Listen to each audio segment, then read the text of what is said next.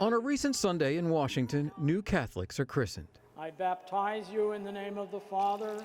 Two more added to the rolls of what has been for generations the single largest religious group in the United States. It's a welcome scene for worried Catholics. The church in America is losing followers, and fast. According to the Pew Forum, since 2007, the number of Catholics in the U.S. has dropped by 3 million.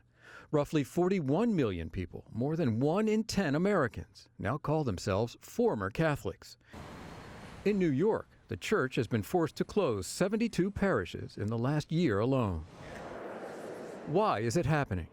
Experts point to church teaching on issues like remarriage, LGBT rights, and the status of women in the church as out of step with secular culture. The liturgy, or the rituals of the Mass, leaves people cold. May Jesus the Christ. And the homilies or sermons irrelevant to their lives. And though many of those complaints aren't new, it's the sexual abuse of children and the cover-up that has magnified problems and undercut the moral authority of leaders. By '82, I was excommunicated. Joe Izzo isn't just any ex-Catholic. He still lives in the neighborhood around Washington's Catholic University, where he was a campus minister.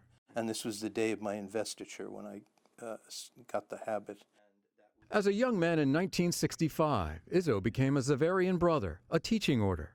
But he says he was driven by a desire to suppress a growing recognition that he was gay. I felt terrible shame, and at that time thought I was a terrible sinner as a result of the church's teaching.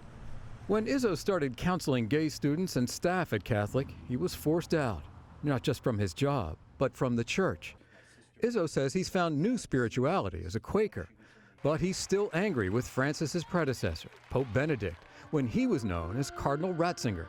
He eliminated all forms of dissent against the doctrine, and yet coddled pedophile priests through the bishops and so forth, and kicked openly gay and lesbian folks out of their orders.